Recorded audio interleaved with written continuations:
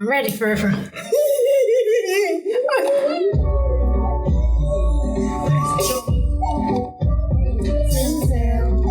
she's on. Sophisticated, educated. That's what I get from you. That's what I see in you. You spot the latest, find and made it. Do what you wanna do. That's why I fucks with you.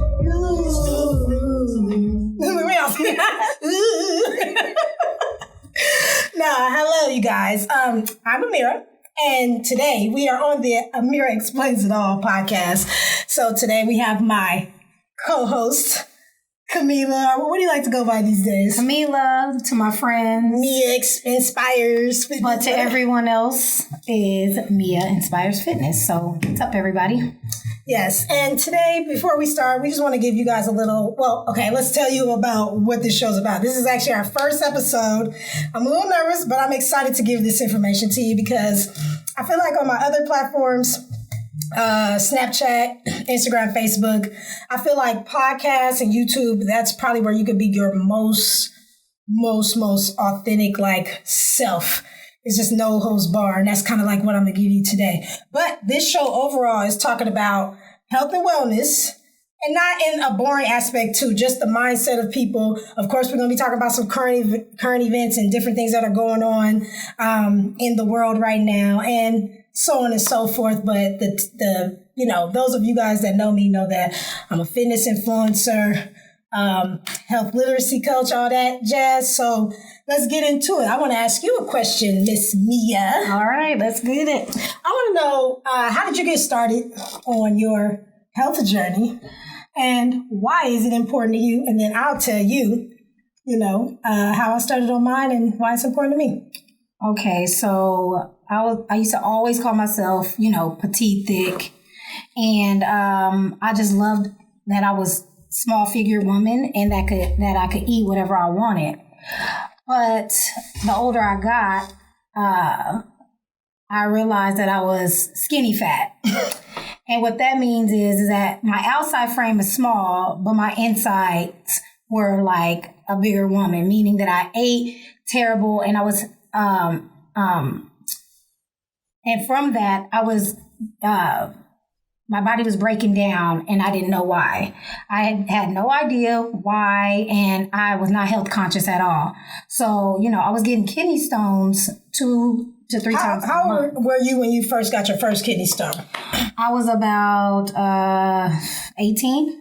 Okay, and then at from 19, from 18 to how long did they last before? For how long did you have them? So my first kidney stone was 18.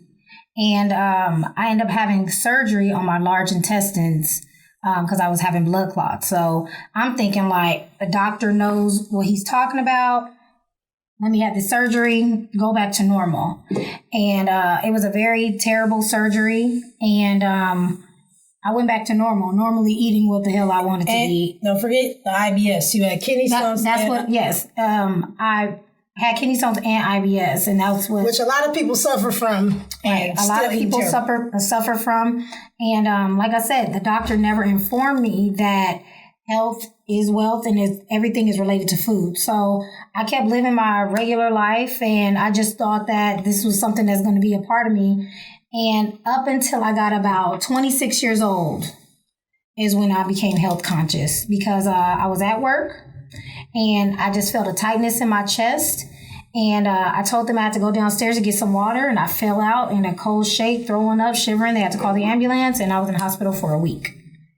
And then what did you think at that point? That was the beginning, when you were what did you think? Did you think that it's related to food at that point? What did you think? Did you think you just wanted to get healthy? You didn't know why? Well, so my mother used to have kidney problems, so I thought it was from genetics, Our mother, we're sisters, but our mother. Just for the people that didn't know in the back, So our mother used to get kidney stones, so I thought damn, I'm the one that got the trait, I'm the one that's going to be the sick, running my family, hereditary. Right. And I used to just take it on the chin. I mean, I used to pass them, but this is the first time when I was 26 that I couldn't pass it and I was in the hospital. Like, it was the worst pain that I ever felt. I still didn't know that it was caused from like all the dairy that I was eating.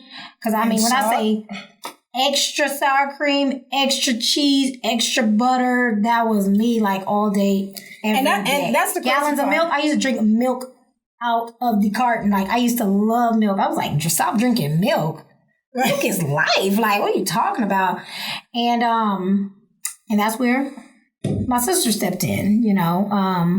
What was that guy's name? The number you told me? I gotta get his name, but I'm gonna plug him.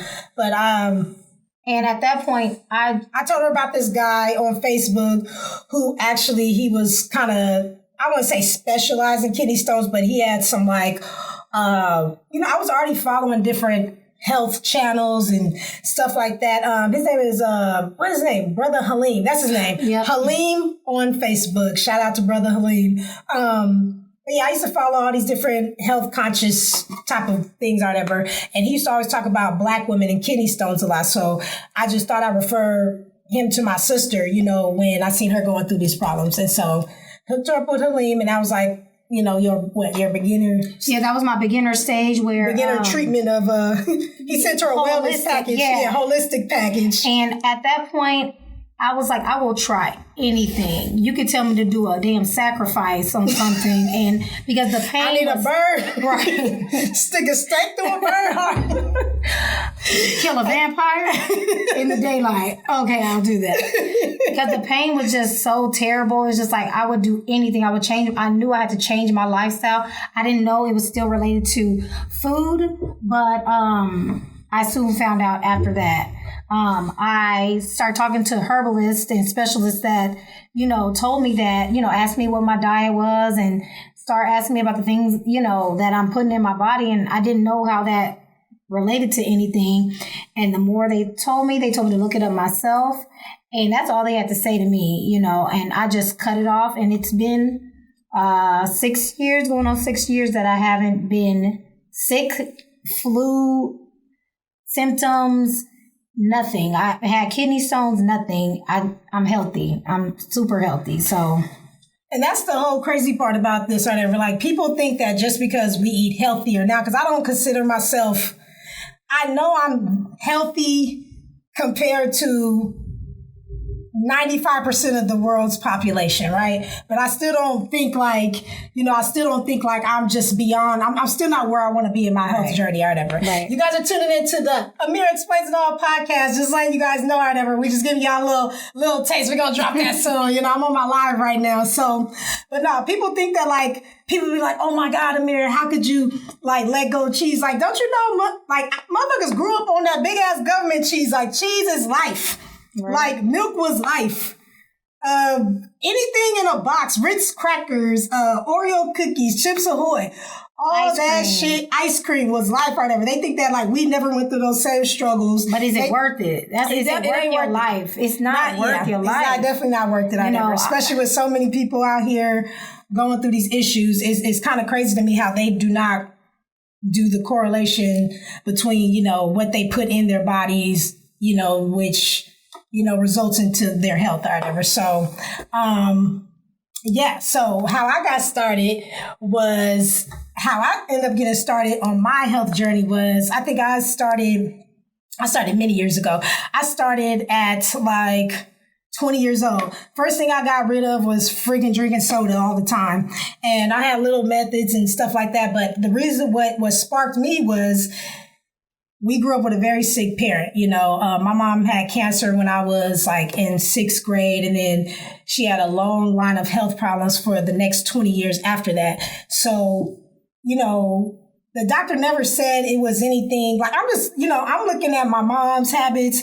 I'm looking at the family. I'm just looking at certain things. I'm just kind of putting 2 and 2 together. And I'm like, because they did say, like, you know, when they talk about genetics and that hereditary stuff, they always say that, you know, if it's a mom if the mother if the mother's diagnosed with whatever, it's a high chance that her daughters might get diagnosed. Like, I don't know how many, whatever.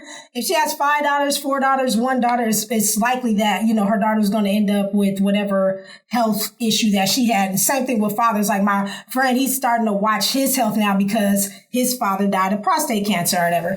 So, so that's why, because they know that, like, well, it's not really what we have learned through epigenetics it's not that we're really, what is it called? It's not really running through our it's not genetically, within our blood. It's more of the habits. If you eat like your mom, if you sleep like your mom, you internalize your emotions, all that stuff is related to health. So I just seen, like, I was like, okay, I don't want to be the kid or the daughter who ends up with this specific type of cancer because so I try to do everything totally different at a young age. I didn't go vegan or anything like that, but I started cutting little stuff out, stop eating so much fast food, stop eating so much cheese, stop, doing this and that, try to work out more regularly. And it honestly just really, like, all these years later, over 10 plus years later, I'm just now getting to a point. That's why, like, I tell people all the time, you don't have to go cold turkey on your health journey. Like, I understand it's a process. I literally have been doing this for years, and you don't have to just go cold turkey. Just go cold turkey. Like, I can't eat meat. I can't eat cheese. I can't, really, if you just reduce the things that don't support, good health, and then you just increase the things that do support gut health. It's literally that simple. You just have to find those foods that are good for you and learn how to prepare them, which all that will be coming up in my future book and all this stuff that I have going on. I got you guys, but yeah, that's on another show. But yeah, just letting you know. But yeah, that's how I started with my whole journey. And then now I'm just to the point now where I want to educate the people around me, family, friends, loved ones, my audience on Instagram, they know that that's what I'm all about. My audience on Snapchat, everybody knows that this is my thing. So, this is what the podcast will be. Well, the first half of it, we're going to get on that fuck shit in a minute, but we got to get, the first half, we're going to get serious though, because we want you motherfuckers to get healthy, like straight up, because like, I'm really tired of seeing the fuck cancer signs on. Oh my God. Like, I'm so tired of fuck cancer. It's so like, tired of that. So how many times we gonna put up fuck cancer? And not really do our research on why we saying fuck cancer. Like, and that's just crazy or whatever. Like, why is it fuck cancer? Why is it not fuck what causes cancer? Right. Not fuck Popeyes. Yeah. Fuck Popeyes. Not KFC. Right. Okay, fuck all them greasy ass foods you be eating every night and going straight to bed. And the thing about it is, like, I understand why people have the dissonance, because we have a very, very busy life. I feel like, the government, life, the elite, they kind of, everybody's in survival mode. Like, kind of like, even if you're doing well in life, I feel like people feel like they got to get the bag, they got to get to it. So it's no time to think about your health or your body, which is crazy, because that's the only thing that's going to sustain you on this earth, getting the bag. So it just doesn't make sense why nobody makes time to actually have that longevity. And then, everybody just kind of like, I know 30-something-year-old people that are under 35 and between 35 and 40 who are diagnosed with certain things, and they just like, oh, it's just because I'm getting older. Bitch, you are 30 years old. Like, what the fuck you mean you getting old? Like, we're not 60, 70, 80 years old where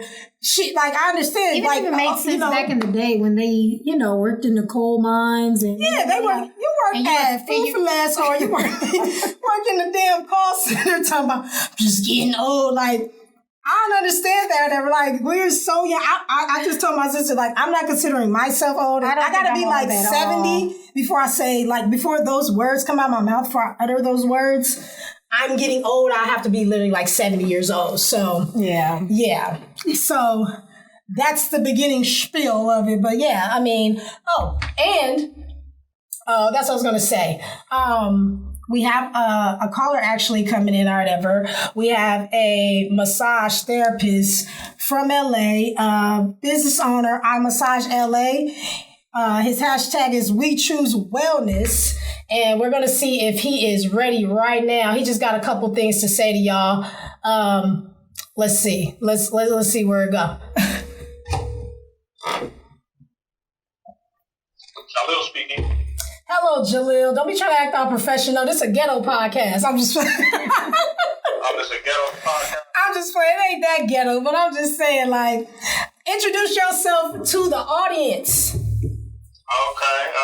Hey, how's everybody doing? My name is Jaleel Azim, massage therapist, owner of Massage for LA and Athletic Sports Recovery. Athletic Sports Recovery. How's everybody doing? We all good, Ja. So, you got your, I was telling people about your hashtag, We Choose Wellness. Why do you choose wellness? How did you, you're a massage therapist, but you're not just a massage therapist. You're really a form of a holistic coach or whatever. So I just wanted to hear, real quick, how'd you get started on your health journey? What made you come to terms with, I need to start taking care of myself, and I want to educate other people on how to take better care of themselves as well? Wow, that's a rough little thing to kind of describe, because it came in bits and pieces, and it's funny, just finished one interview where we talked about that, and I'm hopping into another one, but just to hit some points. From Los Angeles, California, born and raised. I am for one, I have epilepsy. Right? I have seizures. Seizure-free. I've been seizure-free for about 6 years now. But as a young adult and in high school, I started having seizures pretty frequently. Mm-hmm. So, cut to the chase. I had a close friend of mine who wanted me to meet this man who was at their house, talking about he could help me with my seizures, right? Mm-hmm. Go over there, I meet this guy named Dr. Sabi, right? This is like... Hold up, did you say you met a guy named Dr. Sabi? Yeah, Dr. Sabi. Hold on, you met the real Dr. Sabi? Yeah, real Dr. Sabi. And how old were you when you met Sabi? I just came back from Grambling State University, so I was probably like 19, 20. That's crazy. Oh, so that was like over 20 years ago. Not to blast you, because once y'all go to his handle, I massage it like you would never think this man was in his 40s, because you want to lie, he chooses wellness. That's why. But so again, this guy was just a guy named Dr. Sabi. Wow. He was, you know what I'm saying? Real friendly guy, smile a lot, talk a lot. You ain't never told me you met Dr. Sabi. I told you this. When? Because you got so much going on in your life. But I told you this. Wow, okay. Continue, my bad. Like I said, he was just a guy named Dr. Sabi. And of a girl who I used to date monthly. Okay. Happened to be over there or whatever. But he asked me about how I ate, in regards to my seizures. And I'm thinking, why is he asking me about how I eat? And so I was telling him regular stuff. He said, hot dogs. he said, let me tell you something, son.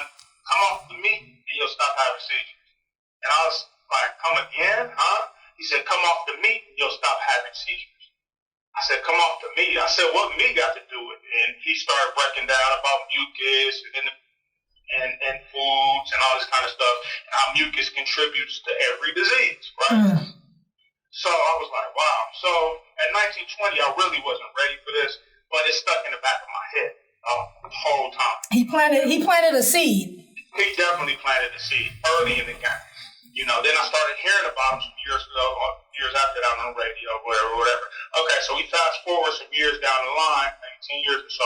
My mom got sick. She got diagnosed with being diabetic. Mm-hmm. So when mom got diagnosed with being diabetic, she totally changed the stuff she was eating.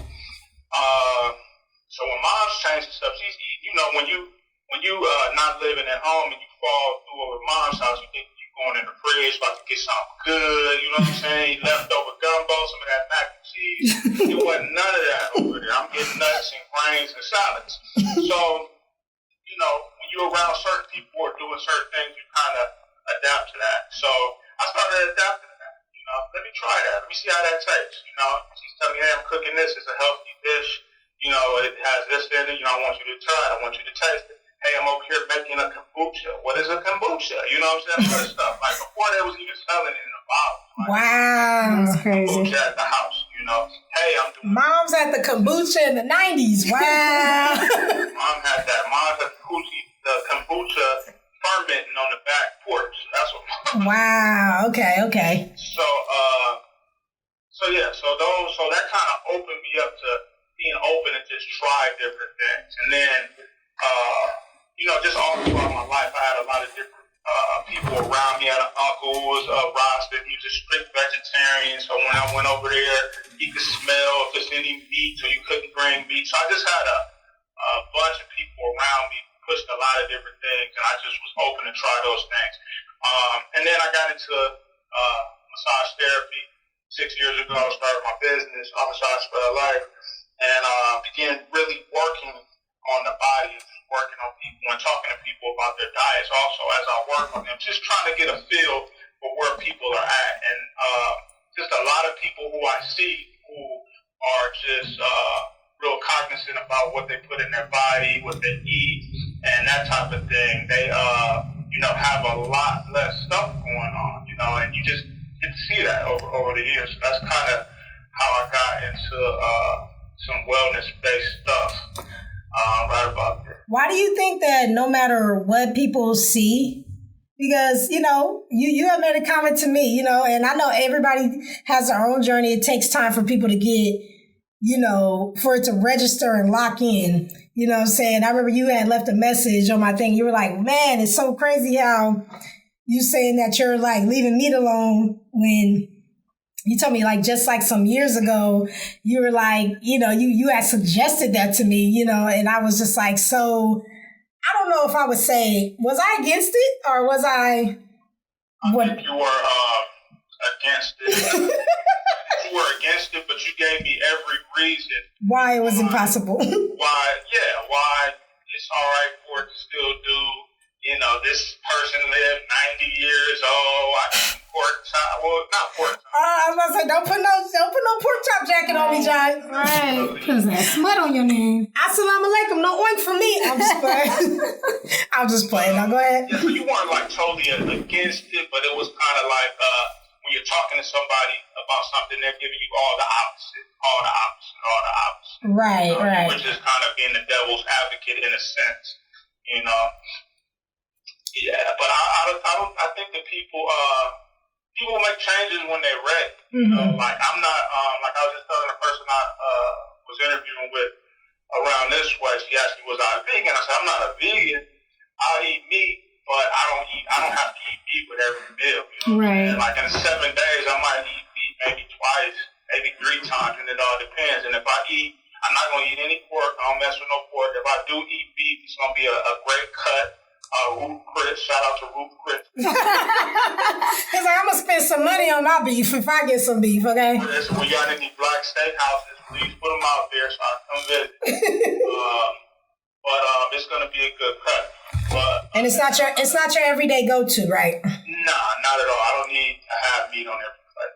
Like the way we've been taught that our plates need to be set up is all false. Oh yeah. Oh my God. Yes. I was looking back at my old. And the meat is, people don't even know the meat is supposed to be the side dish. Like right. they got meat on the thing as the main dish. This shit is supposed to be the side dish. That's the meat side. It's supposed to be a little bit of meat on the side, not this big ass slab of meat, and then a little bit of vegetables, and a little bit of rice. No, it's supposed to be the other way around. It's supposed to be way more vegetables, a little bit of meat, and medium size amount of like whatever starch you're going to eat, rice or whatever the case, whatever you're going to eat. But when it comes to the animal based stuff, it's supposed to be to a minimum. Right. They got y'all thinking it's the maximum. And then the other reason I think that it's hard for it to click with people is because the education, we haven't been, even on the food pyramid. You know what I'm saying? Yeah. Oh, yeah. People still bring that up to this day. It's so outdated. However you want to say it, the education or the indoctrination, we just got to work on that because we're looking at how our great-grandparents, our mother and father, we're looking at how they did things. And the thing is, a lot of stuff they were doing back in the day, a lot of stuff was more natural. So They were able to get away with it longer. These days, we're not getting away with it like that. And a lot of stuff is fast food. We microwave and everything. They wasn't microwave. They damn sure wasn't. It was damn sure. I don't remember my grandparents having a microwave. I really don't remember that. No, me either. They was eating chicken like they had a little toaster oven. People in Alabama, they had a farm. They go back there and kill the chicken. Great grandpa in Alabama, they go back there and kill the chicken. This is facts. My grandfather had chickens too, and he got the eggs from the backyard of the chicken coop. Exactly. So we wasn't going, wasn't nothing getting shot up in there to make it grow fast. It was just a regular chicken, And one of my partners, he's a boxing trainer. He's Nigerian. Shout out to Trey Bay Boxing.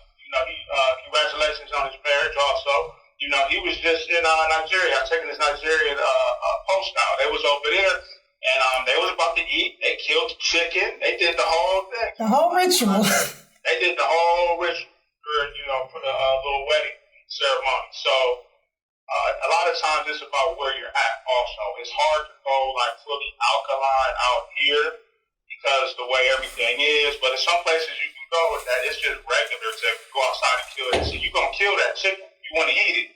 Right.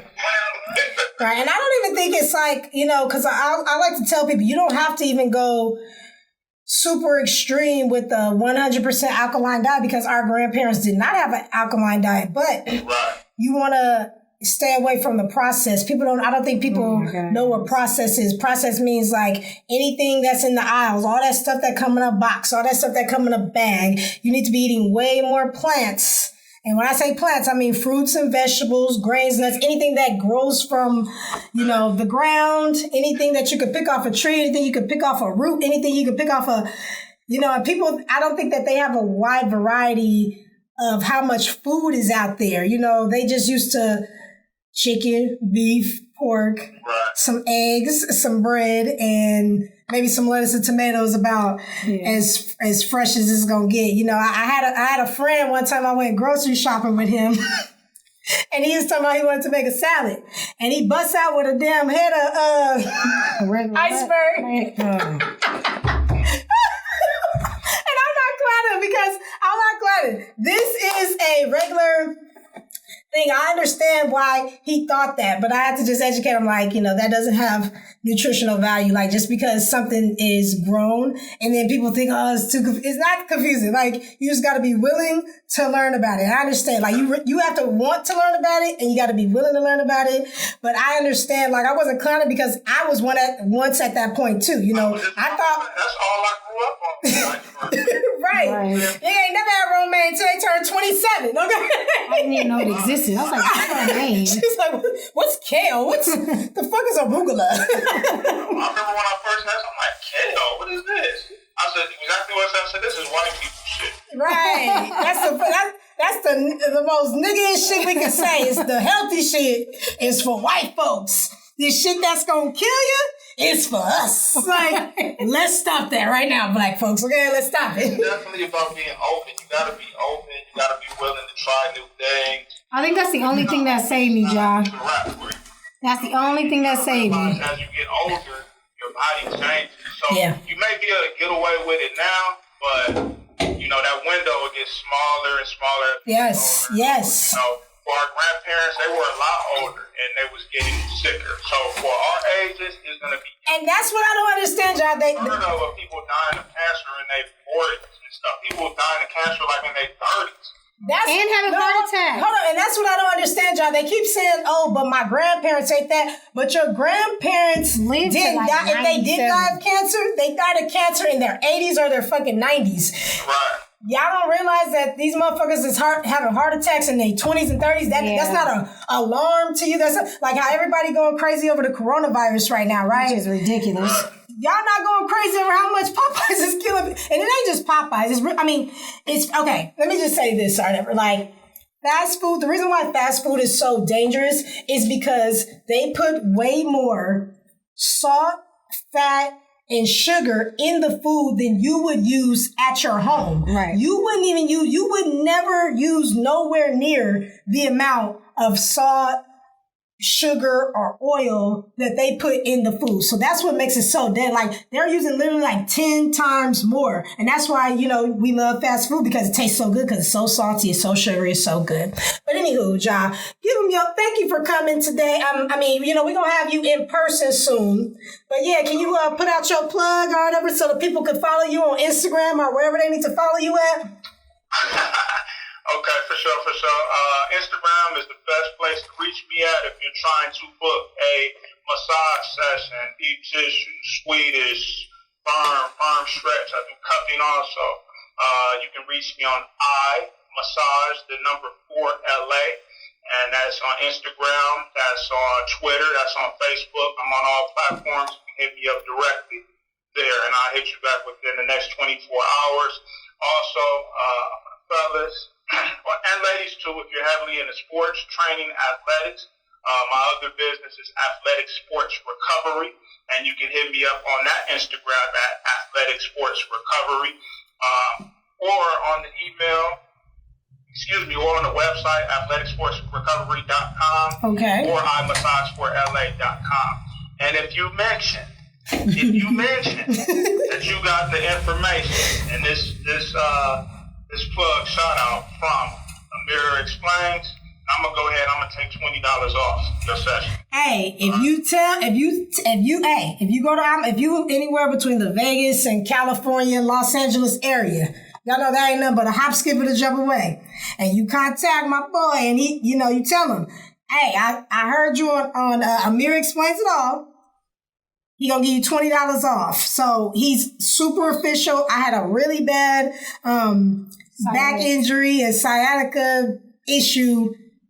He healed me. Healing hands. Like, that boy blessed, boy. I'm telling you, he blessed. So, but thank you so much, John, for coming out. Well, not coming out, but yeah, being present, being a presence on our first episode. For sure. I appreciate y'all. Thanks for having me. Y'all keep putting that wellness out there. We choose wellness. And I'll be talking to y'all soon. Yeah, and you're going to be coming in the office soon to do in person, right? Definitely. We'll do. Within the next few weeks, we'll do. All right, for sure. I'll see you later. Okay, all right. Have a good one. You too. Yeah, so that's just a little brief on, you know, our health and fitness journeys. I mean, we can't get all the way into it in one segment, and it will definitely go on. But now we're going to turn it over to something a little bit more lighter. We got a segment called Who Raised You Niggas, right? So we've been seeing this. what my nigga Nipsey say? Who even raised cuz? Like, who raised cuz? Okay. We got a segment on it's called Who Raised You Niggas, right? And on Who Raised You Niggas, we're going to be talking about kind of like current events and stuff like that. So there is a video going on right now with this dude. I seen it this morning, and I know y'all know this dude is out there. I think it's in Baltimore. He beating the hell out of some girl in the middle of the damn street, and it's like 10 dudes standing around and ain't nobody doing nothing or whatever. So, I'm going to go first real quick. I'm going to just say my opinion. You know what I'm saying? I'm going to say my opinion. It's a tricky situation because people like to say, I get both sides. I really do. I get both sides of the whole, I get both sides of the whole, the men that didn't want to jump in. I get it. Because it is dangerous. It's literally like they sit up here, they talking shit to the dudes that didn't jump in for beating up on the women. But your life is just as in danger as jumping in for that woman as it is if you see your homeboy getting beat up by the police and you're not jumping in because you're afraid that cop might gun your ass down or shoot you. It's the same exact thing in these streets. I'm sorry. In these hoods and these ghettos, it's like I get it. It's like I get both sides. It's like you want to help her. And I do think that they could have did something. They could have definitely just was like, they could have been like, hey, homie, they didn't have to jump in and fight him. But I definitely think they could have said something. They definitely could have been like, hey, bro, like, hey, take that shit in the house, or hey, bro, the police is coming. Hey, bro, calm down. I totally get them trying to do that. But you got to think, everybody trying to make it home back to their family. I understand how sometimes, and I'm not saying it's not right, because I mean, It's one of those things that's just fucked up or whatever, because it's like, it's because I know, because no, let me finish before you start, Kameelah, before you start.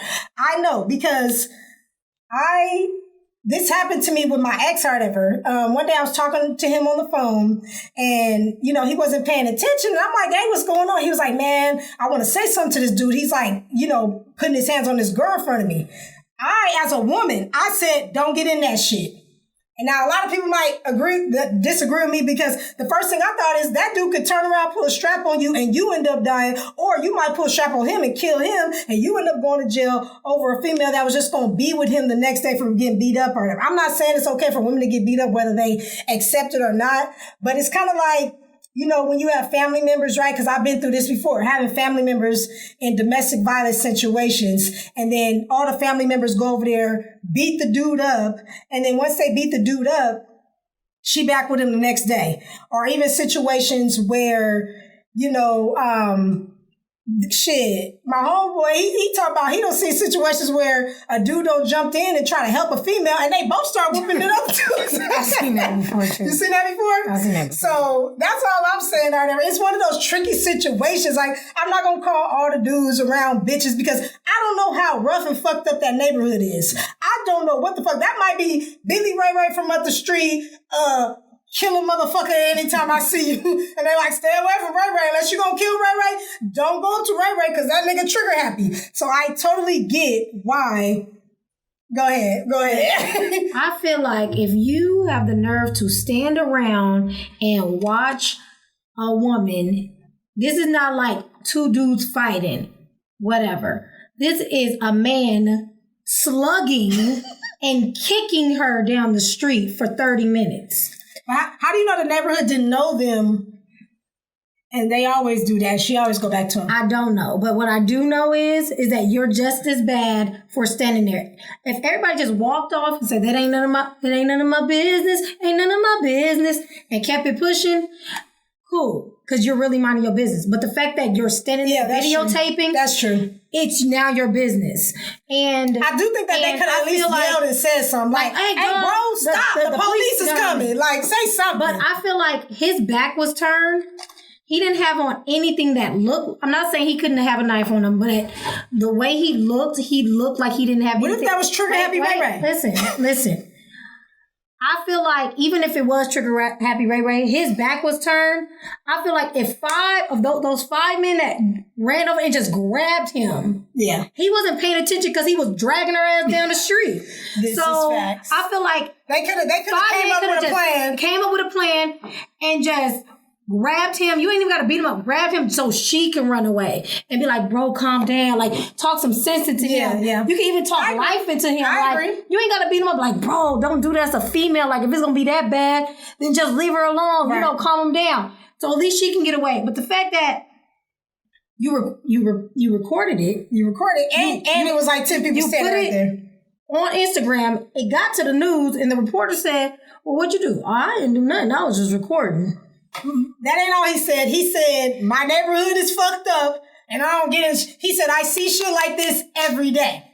And I understand when people get desensitized, he did say that. When people get desensitized of seeing certain shit every day, I'm not saying it's right.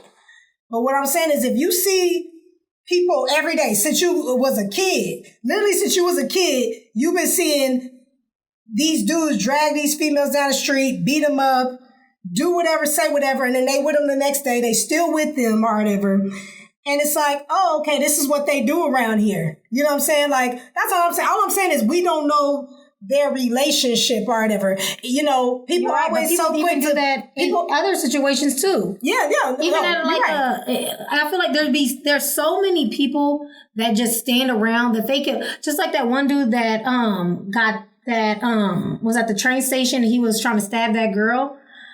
That was an even more dangerous situation, but I feel like the person they are so enraged. I really feel like a group of people could handle that situation. Right. Like, I really do. I feel like if everybody comes together as a unit, we could stop a lot of stuff. I'm not just talking about somebody just closing their eyes and they shooting in the crowd. But a lot of these times people are just regular throwing fists and nobody's helping. Even with regular stuff. Somebody getting hit by a car, or a kid is, walking down the street by themselves and you see some weird shit happening. Everybody want to record, but nobody want to help. Like, that shit's weird to me. No, that is, like I said, it's one of those double-edged swords. I get both sides because, like I said, I told my ex at the time, I said, don't get in that shit, because he was like, I think she a hoe, but that's her pimp. But he was like, I still can't let no man beat no woman up in front of me. And I'm like, she's gonna be back with that pimp tomorrow after he finished whooping her ass. And he was just like, I don't care. And I was just like, all right, well, God bless you. And I was just hoping he didn't get killed. And luckily, luckily everything worked out good where my ex, he did not get hurt. But that shit could have turned, there's so many situations where that shit turned foul.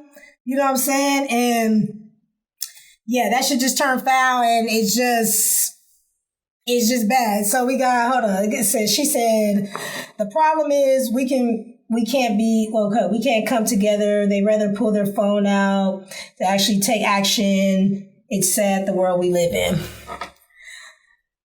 Yeah, and I think that people need to really stop being sad about the world we live in. Like, I think that people got this notion in their minds that the world, people got this notion in their minds that everybody in the world is supposed to be holding hands like kumbaya. It's two sides to everything. It's a yin and it's a yang. It's good in this world and it's bad. People need to accept that shit. It is good and bad in this world. It's always been good and bad since the beginning of time, and it will always be good and bad to the end of time. Actually, the two can't exist without each other, but that's another story. The devil can't exist without God. God can't exist without the devil. Like, all this shit when they say even, like, it literally is it's a balance. Like, I don't know as much as we love to say, oh, like, let's all be, no. Like, how do we grow if everything is just great? Like, honestly, like, how do we grow and move forward as a culture, a people, or whatever, if everything is just great all the time? You know what I'm saying? But where does your conscience come in at? For example, I'm going to give you a real life story. I used to work graveyard. I get off at 4 a.m. I don't have no music on. My windows ain't tinted. I'm driving home. The light is green. This guy on a bike, black clothes, carrying a black bag, goes through the green light. I literally drift through him. I stop. I help him. I call 911. The people in this gas station come out. I'm yelling for somebody to help me. He just laid out. He literally broke my windshield. So you hit him? I hit him. Okay. He broke my windshield. I'm yelling, hysterical. And everybody stopped their car. Nobody got out to help. But guess what I seen? Them phones, though. Yeah, we definitely are. Like, what do you choose to help? No, I agree. This culture, it's like crazy to me. Because I do think that, like, if you are going to, it's kind of like the people in traffic when you're trying to get home. If you're not going to get the fuck out the car when it's an accident, if you're not going to get the fuck out the car when it's an accident and help those people that just got in a car accident, why are you being so nosy just so you can have a conversation piece when you go home? Girl, it was a car accident when we got home. And motherfucker, I don't even look at that side. Me either. I put my blessings on it. God protect all those people who was in that car. I hope they okay. And I'm fucking smashing off. Because if I'm not going to get the fuck out the car and help and resuscitate motherfuckers and do CPR, what am I doing all this slow shit for? Motherfuckers got to get home, feed kids, all this other shit. What are we really doing this for? That's all I'm saying. That's all I'm saying, whatever. So I'm just saying, whatever. Like, that's bad right there. I'm just saying, this is the Ameerah Explains It All podcast. The shit gonna be dropping in a couple days. I'm gonna let y'all know. It's gonna be on all platforms, YouTube, everything, whatever. But yeah, we get started. First episode, Ameerah Explains It All. Go tell the world about it. Podcast going on, right? But no, I do think that it's a thin line. We got bitch ass culture going on, because it's like if you're not, like, I would never ever tape somebody getting beat up. I don't even want to see two men beating each other. Exactly. I can't even watch UFC. I can watch like a boxing match because they got gloves on, but people beating each other up senseless, that's like disgusting and inhumane to me. I cannot watch that shit. So, like, I'll drive off before I sit up there and just be looking like, Hope you don't kill everybody just like if I yeah, days. It's like or a show, but you don't feel. Your heart is not shifted. Like I could never watch 2 kids fight, 2 grown men fight, 2 women. Like I feel more sad for them than let me pull this on my IG. No, but that's because y'all ain't got no fucking business. Because I don't even put my own business out there. Hold up, if my audience say they wouldn't do that. Y'all wouldn't do that with y'all, okay? Some of them motherfuckers would. No, but I got hella followers. Some of them would. I know some of them will. We gonna sit up here. What we about to do is we about to call Mr. Clayton, Mr. Be Natural in this motherfucker, and we about to see what the fuck his opinion is on this shit right here about people getting beat the fuck up in public and not doing nothing about it. Hello? What's up? You on Ameerah Explains It All podcast, Brian? Excuse me? What just happened? I know. Listen, I wanted your feedback because you was telling me a story earlier today. I never got a text message. I never got a message. I know you never got a text message. I'm sorry because it was just so much flow going with the show. I was like, I'm gonna take a stab at it and just call this motherfucker and see if he ready. Are you ready? I mean, I'll jump on, but like, I wanted a heads up for a reason. I understand that. I like a heads up so I can prepare. I don't like jumping on shows. You know what I'm saying? I don't want to say, I'm not. It's okay, Brian. Your face is not on here. No, I get it, Brian, though, but you on right now. I mean, if you don't have time to talk, that's fine. I'm on right now. I mean, I'll talk. I'll explain. I got 2 sides to the story. Let's hear it, Brian. All right, let's hear it. What do you think about just in your briefest, is that a word, briefest? Brief. Okay, your most brief, explanation. Tell us your 2 stories. Well, the first story is when I was younger, I saw this couple getting into a physical fight. And he had this girl out in the street, dog walking her, dragging her down the street by her hair, doing all type of stuff. And some dude ran out there like a hero, like, get off of her. And he jumped the dude, pushed him off the girl. And when he was beating up on the dude, the girl got up and said, that's my nigga. And beat her. Then he pulled him down. Next thing you know, he getting stomped out. So he got beat up by the girl that he came to save. You know what I'm saying? So, and then, I didn't think about this till now, but I remember I was going through an intersection and I seen a couple with their car hood open like they needed help. I'm in the car with, my child's mother. If I had been by myself, I probably would have jumped out. But something said, you know what? Just pass them up. Then I drove and I said, you know what? That was fucked up. If that was me, I would have wanted help. And I turned around, came back, and now their car is parked on the other side of the street for traffic coming the other way. So that means their car wasn't broken and they were trying to set somebody up. I say all this to say, you can't just look at a situation and perceive it and think that you're the hero because you'll end up in something that you knew nothing about. I agree. And I just finished explaining that about that whole situation. I said, people like to and I'm not saying it's right for a woman to get her ass whooped in the streets. We're not gotta put that out there because people are like, it doesn't matter what happened. All I'm saying is you don't know what happened. Let's get the whole story. I mean, you don't know if she molested his son. You know what I'm saying? You don't know if she stole 30 racks from him. Because if a bitch steal 30 racks from me, hey, I'm going to tell my brother, go out there and beat that bitch. I'm just saying. I sent the clip to you. I sent the clip to you a little while ago. You did. There's some stuff in other countries that go on, that are totally different. Like, they thought this lady was cheating, and it was in Afghanistan or something like that. So her husband hired a couple people, and they took a rubber tire, and they beat the shit out of him in public. Now, peep this. You think that goes on in other countries, but these dudes got picked up and put in jail for that because they didn't want people seeing this in public.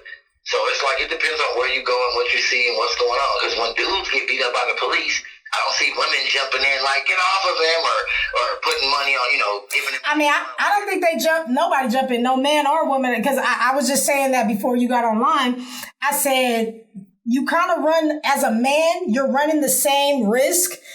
And it's sad to say because that's what I was telling people. You don't know how bad that neighborhood is for you to just sit up there and say somebody should have jumped in because people don't even jump in when the police did because that's the only reason why you're not jumping in is because the police is strapped. So I was saying that you don't know if that's what's his name, Trigger Happy Ray Ray from up the street. If that's Trigger Happy Ray Ray up the street and he trigger happy and he always got that thing on him and he beating his girl up, I understand, because you know that some people you can't fight with or argue with. This is what I learned from living in the hood.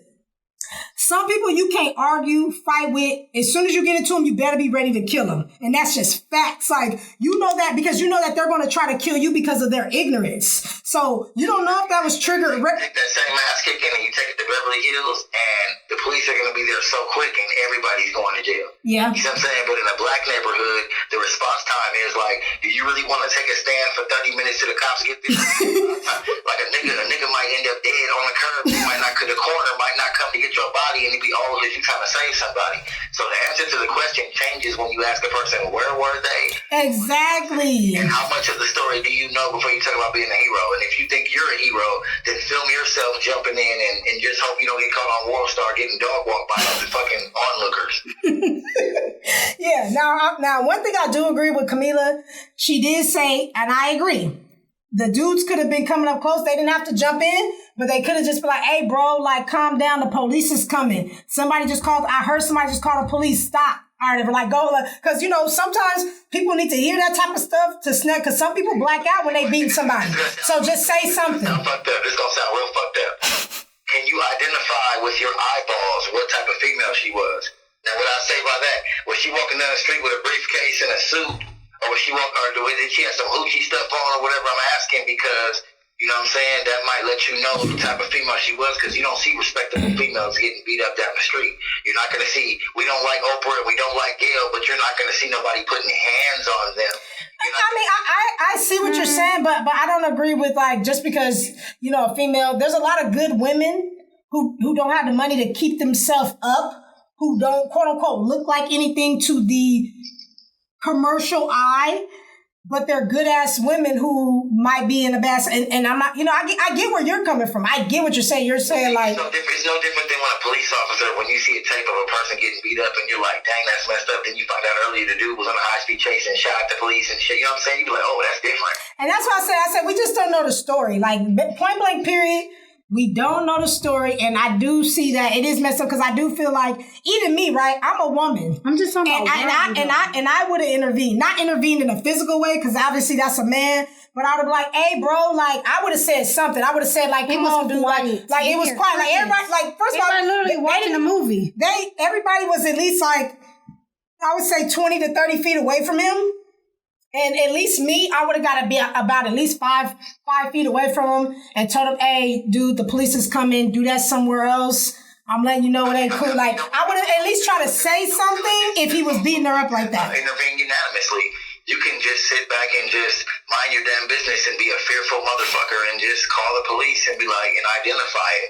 And that way something's being done. Yeah, but don't watch. Why are you watching? Yeah, exactly. Don't watch police and keep it pushing. I mean, well, don't watch and film or record, but I mean, the thing about it is you could be filming something that could also save a life, because they could be, they could need that footage to identify the people that got away with it. This is true, and that's actually how I think that they did. They did identify him by that footage or whatever. So Reginald Denny, during the riots, when Reginald Denny got snatched off that motherfucking truck on Florence and Normandy in front of the gas station, he know names and motherfucking streets. Oh, what? On Normandy and what? That's right. The people that whooped his ass didn't get put in jail for 3 months, because guess what they did? They looked at all the fucking footage, zoomed in on everybody, did a character profile, found out who was on what. Everybody who was on probation and parole that was out there in that street got arrested, that jumped on Reginald Denny, from fucking aerial cameras from the gas station. Yeah. That was the first time that they showed you what the fuck they could do. They literally went back to tape. So it's like the recording can save your life. It's better than like that. I mean, it's better. Hey, a recording is better than nothing, for sure, I will say, because if it weren't for that motherfucker recording Rodney King, he, you know. And you gotta realize we live in today's, you know, it's so many feminine men. You know what I'm saying? It's like all the masculine men, they either in jail or they're getting their ass beat or something, or, you know, it's like all the masculine men who would do something, they're extinct. Like, all you got is trannies now. You know what I'm saying? Hey, I know some trannies that would jump the fuck in, okay? Oh, yeah, them trannies been fighting for their life. Exactly. Some of these trannies be harder than these motherfucking regular men or whatever, but that's life. I mean, anybody who's been fighting for their life for 40 years, man or a woman, you're going to have some hands. You know what I'm saying? That windmill gets very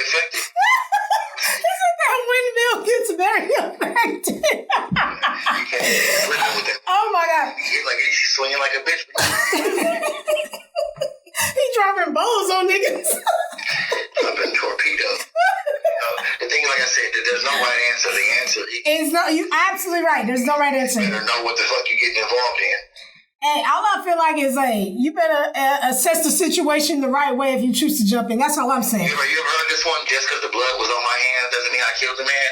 You could be the person that was on the scene just to help the person out, and then they come there and be like, "Oh, what are you doing with the body?" Well, I was trying to help her. Well, you're under arrest. You're under investigation. Like, what? It's kind of like that dude that's on death row right now. He let the police in. I seen and the police did a raid, and I guess the other dude was in the back room, and he shot 3 cops. And they're trying to arrest him for opening the door. What the fuck was he supposed to do? Was he not supposed to open the door? Just let them kick them off again? Or what the fuck? They talking about like, oh, they'll pin anything on you. Oh, you knew about it and you set them up. How would you know that? But that's another story. Brian, I can't wait to have you on in person. I have to get your opinion today. So, yeah, you want to tell people, you want to plug people on like your IG or your Facebook, or what do you want to do? Well, as of right now, I'm pretty much an unknown entity, so I'm really, I'm not really soliciting my. I'm just working on my artwork. I'm working on my videos. I'm working on my photography. And when it gets good enough, hopefully people will see it and say, I want to fuck with him. Hey, it's good enough right now. My boy doubted something, but it's all good. But no, I can't wait to have you in person, Brian, because you are going to be such a funny ass fucking character. On this fucking show. I cannot wait to have you. And I know I will. Exploited. I don't mind helping, but exploitation. I'm exploiting the fuck out of you. So, but yeah. Thank you for coming on, Unknown Entity. We're not going to plug him right now, but when he has his shit up and running really, really soon, we plugging all his platforms. Y'all know the voice. Dexter's Laboratory type voice. So, y'all remember that?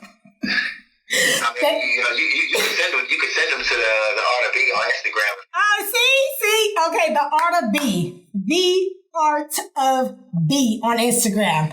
All right, Brian. Thank you so much for your input. I really appreciate it. You have a good one, back pockets, baby dude. Back pockets. All right. I'll see you later.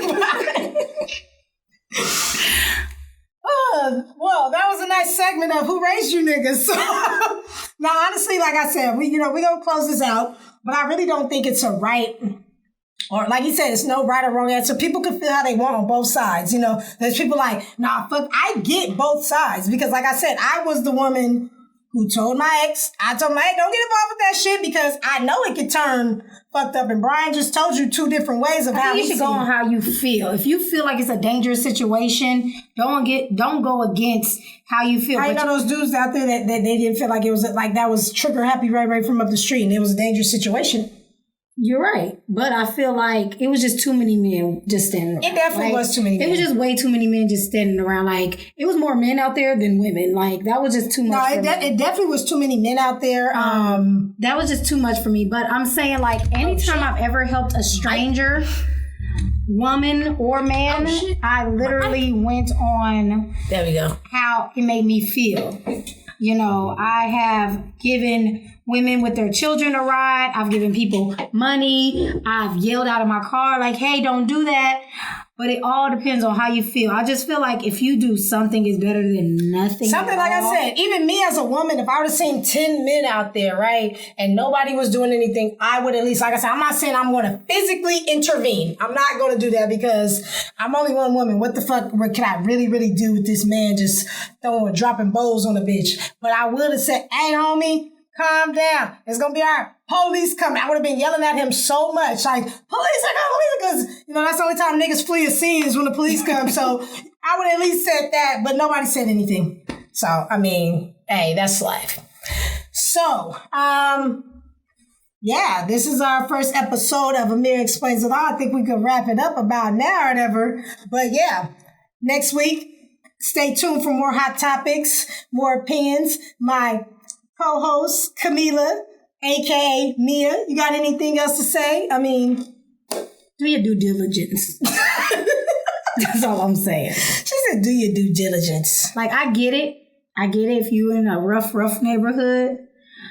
But that shit just does not sit right with me when people just stand around in situations like that. Should just be crazy to me. So I'm not saying you could save everybody, But there comes a time where you can help somebody. That is true. That's facts. You know, facts. When that time comes, you should do, because you're going to want somebody to do that for your mama, your daddy, your little cousin, your daughter, or somebody. So I try to keep that in mind. I got nieces, I got nephews, I got a sister, and I got parents, and I just will hope that somebody put their best foot forward to help them, and I try to do my best as well. Yeah, and that's one thing I forgot to actually tell Brian when he was on air or whatever with us.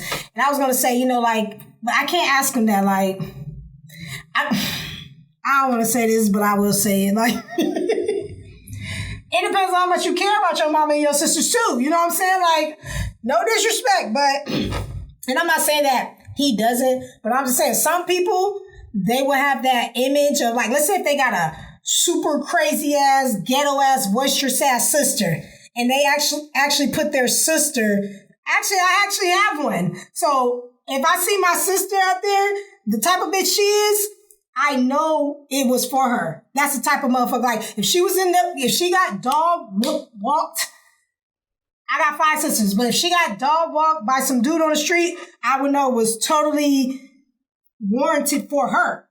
Not my other sisters, like, but I would know she did something because of the type of person she is. And I'm not saying it's cool. Your sister, I'm just talking about somebody you love. You got somebody you love in the back of your mind that you will want somebody to help.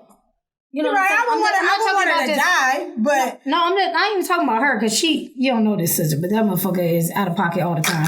But I'm just saying, like, if you care about anyone, always, if you can help somebody, help them. That's all I'm saying. You know, you don't have to think about that bitch ass sister you don't like and be like, I don't give a fuck about her. But there's somebody you care about that you want somebody to help them. So I'm just saying, if you see something, say something. Yeah. All right. Well, that's all we got for you this week. Until next week, I hope you guys enjoyed our first show, The Ameerah Explains It All. Enjoy me, Ameerah, my co-host, Kameelah, a.k.a. Mia. You can check me out on Instagram at Ameerah Salim.